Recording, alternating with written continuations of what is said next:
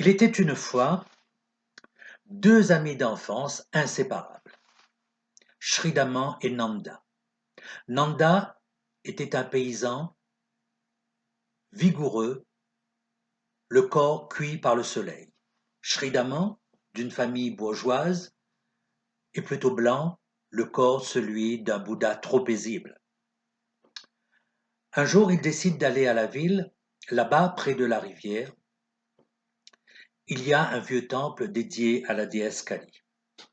À midi, ils s'y arrêtent et commencent à se partager les provisions quand soudain, en haut de l'escalier, apparaît une jeune femme portant un sari rouge. Elle descend, entre dans l'eau avec ses longs cheveux noirs. C'est une déesse, murmure Shridaman. Quittons ces lieux, Nanda. Nous n'avons pas le droit d'assister à un bain sacré. Mais que dis-tu là? Lui dit Nanda. Je connais bien cette fille. Elle s'appelle Sita. Elle est de la ville. Les deux jeunes gens s'éloignent discrètement. Shridaman est déjà fou amoureux. Je mourrai, dit-il, je mourrai si je ne peux pas vivre avec elle. Ne te tourmente pas, lui dit Nanda. Si tu veux vraiment épouser cette fille, je t'aiderai. Alors Nanda va demander au père de Sita la main de sa fille pour son ami Shridaman. Il en parle avec une telle bonté, une telle affection que Sita se laisse convaincre. Après l'étude de la compatibilité des deux castes, la lune, le soleil, les planètes, les étoiles, enfin la noce est célébrée. La vie reprend alors son cours ordinaire. Sita n'aspire qu'à vivre en paix. Mais elle ne peut s'empêcher de comparer le robuste, le vigoureux Nanda à son mari, le trop paisible Shridaman. En fait, Sita, elle est amoureuse de Nanda, mais n'ose se l'avouer. Nanda, de son côté, n'est pas insensible à la beauté de Sita, mais il le cache. Cependant, Shridaman, intuitif, pressent leur peine. Alors un jour, tous les trois, en passant devant le temple de Kali, là où est apparue pour la première fois Sita, Shridaman décide d'aller prier. Il entre dans le temple et implore le secours de la déesse. Comment se sortir de ce tourment? Quand soudain, dans son esprit, une lumière. Shridaman se redresse, se saisit de son sabre et d'un geste furieux se coupe la tête. Sita pense que Shridaman s'attarde trop, alors elle demande à Nanda d'aller voir ce qui se passe. Ramène-le, lui dit-elle. Nanda se précipite. Il voit un corps par terre. La douleur est telle qu'il est submergé de folie. Il ne peut pas survivre à son ami, le seul qu'il ait au monde. Il ramasse le sabre sanglant, d'un geste brusque, se tranche la tête, qui roule par terre et tombe à côté du corps de Shridaman.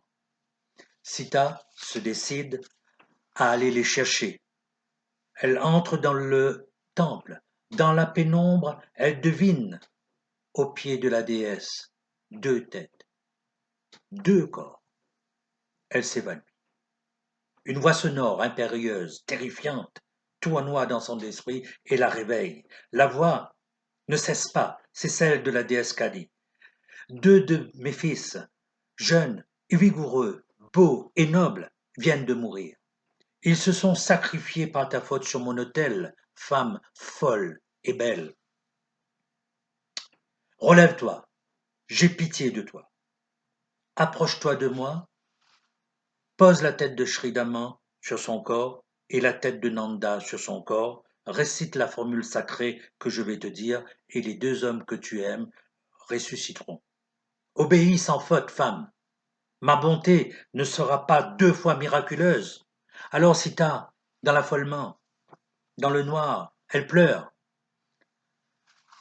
Elle prend une tête, elle pose sur un corps, l'autre tête, elle pose sur le corps. Les deux corps s'agitent, se réveillent comme s'ils sortaient d'un long cauchemar. Sita regarde. Elle est terrifiée. Qu'a-t-elle fait? Elle a posé la tête de Shridaman sur le corps de Nanda et la tête de Nanda sur le corps de Shridaman. Les deux hommes se touchent, se caressent, ils s'en fichent. De toute façon, ils voulaient se ressembler. Mais leur joie est de courte durée. En effet, telle est la question. Qui est le mari de Sita? Alors les jeunes gens décident de s'en remettre à un ermite qui vit dans la forêt proche.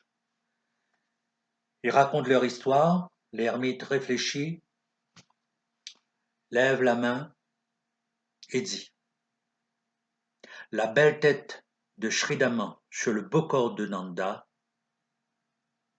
est incontestablement l'époux de Sita. Sita est comblée, deux en un. Nanda, lui, regarde son corps, des larmes coulent de ses yeux. Permettez que je me retire du monde, dit-il, je n'ai que trop souffert. Retournez seul au village et que les dieux vous gardent. Ils se séparent, le cœur déchiré. 2 années passent, Shridaman et Sita vivent heureux. Ils ont un enfant depuis quelque temps, mais la mélancolie s'installe. Sita pense à l'absent. Elle se prend à pleurer parfois en rêvant de Nanda. Alors, un matin, elle part avec son enfant à la recherche de Nanda. Il vit seul. Le vieil ermite est mort. Le travail dur, les pluies, les soleils ont donné à l'ancien corps de Shridaman une beauté, une vigueur. Nanda est bouleversé par cette arrivée improbable. Quand Shridaman se réveille, sa maison est vide, mais rapidement il devine où sa femme est partie. Alors, lui aussi, triste, il va sur le chemin de la forêt. Les deux hommes ne peuvent plus vivre ainsi. Ils le savent.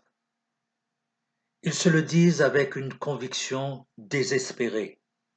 Ils décident de mourir ensemble comme deux frères, que rien, rien, jamais n'a pu désunir. Les voilà, face à face. Ils se disent adieu. D'un coup d'épée, droit au cœur, Shridaman tue Nanda. Du même geste, Nanda tue Shridaman. Les deux corps tombent côte à côte parmi les fleurs de la clairière. Sita dresse un bûcher funèbre et prie. À l'aube, sur ce bûcher, elle dépose les corps des deux amis. Entre ces corps, elle se couche. Son fils allume le feu qui crépite et qui s'élève. Ainsi se termine l'histoire de Sita, de Shridaman et de Nanda.